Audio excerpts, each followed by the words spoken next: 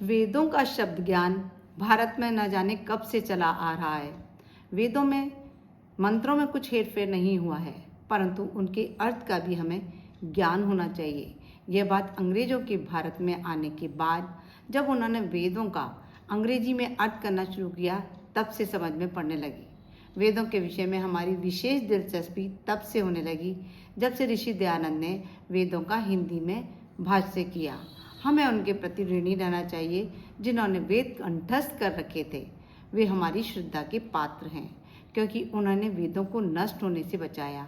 पंडितों ने वेदों को कंठस्थ करके वेदों की जो रक्षा की, उसके लिए संपूर्ण देश उनका आभारी है। आइए ऐसे दुर्लभ ग्रंथों की जानकारी हम भी सरल शब्दों में ग्रहण करें। नमस्कार सभी को। आज हम ऋग्वेद के प्रथम मंडल के सूक्त 62 के बारे में जानेंगे। इसके ऋषि हैं नौदगुतम, देवता हैं इंद्र और छंद है तिष्ठो। हम इंद्रदेव के शक्ति संवर्धक स्तवन से परिचित हैं। शक्ति की आकांक्षा युक्त, श्रेष्ठ वाणियों से संपन्न, ज्ञानवान, शक्ति पराक्रम से विख्यात इंद्रदेव की अंगिरा के सदृश स्तुति मंत्रों से अर्चना करते हैं। हे ऋत्विजों, आप महान पराक्रमी इंद्रदेव को प्रसन्नता के लिए स्तुति एवं समगान करते हुए उनको नमन करें। हमारे पूर्वज ऋषियों अंगिरा आदि ने इसी प्रकार अर्चना द्वारा तेजस्विता को प्राप्त किया था।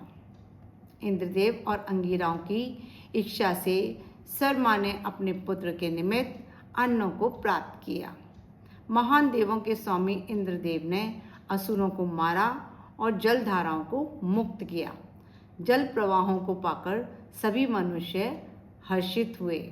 हे शक्तिशाली इंद्रदेव, स्वरयुक्त उत्तम स्रोतों से प्रशंसित आपने तीव्र उत्कंठा से की गई सप्त ऋषियों की नवीन स्तुतियों को सुना।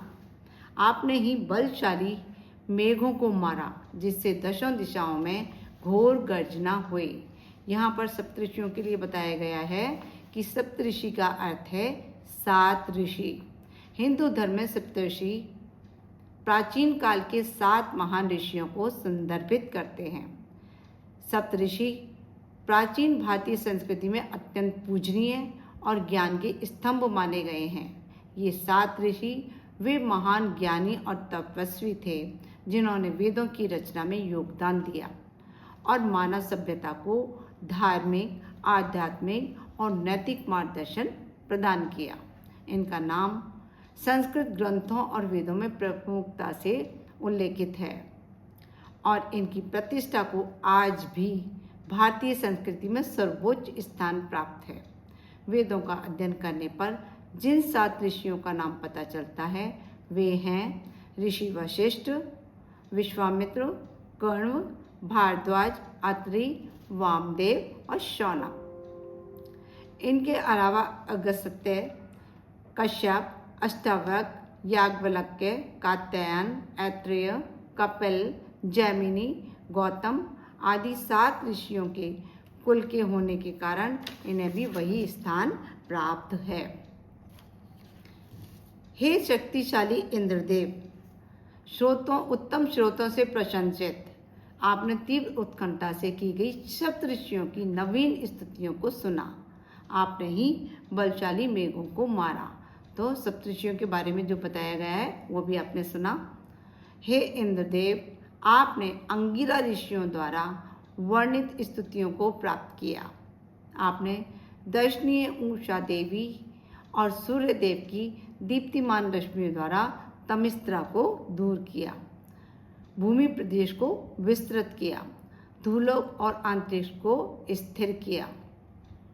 इंद्रदेव के अति प्रशंसनीय, सुंदरतम और दर्शनीय कर्मों में एक यह है कि उन्होंने भूमि के ऊपर प्रदेश में प्रवाहित 4 नदियों को मधुर जल से पूर्ण किया। यहाँ भूमि के ऊपरी भाग से हिमालय का क्षेत्र का बोध होता है। उससे प्रवाहित 4 प्रमुख नदियाँ सिंधु, यमुना, गंगा एवं ब्रह्मपुत्र के प्रवाहों में बाधकों, अवरोधों को वज्र से काटकर इंद्रदेव ने उन्हें मधुर जल से भर दिया, ऐसा भाव परिलक्षित होता है। अयास्य ऋषि के प्रशंसनीय स्रोतों से पूजित इंद्रदेव ने समान रूप से मिले हुए धूलोक को दो रूपों पृथ्वी और आकाश में विभक्त किया। शतकर्मा इंद्रदेव ने उत्तम रूप से व्याप्त आकाश द्वारा सूर्य देव को धारण करने के सदृश पृथ्वी और आकाश को धारण किया।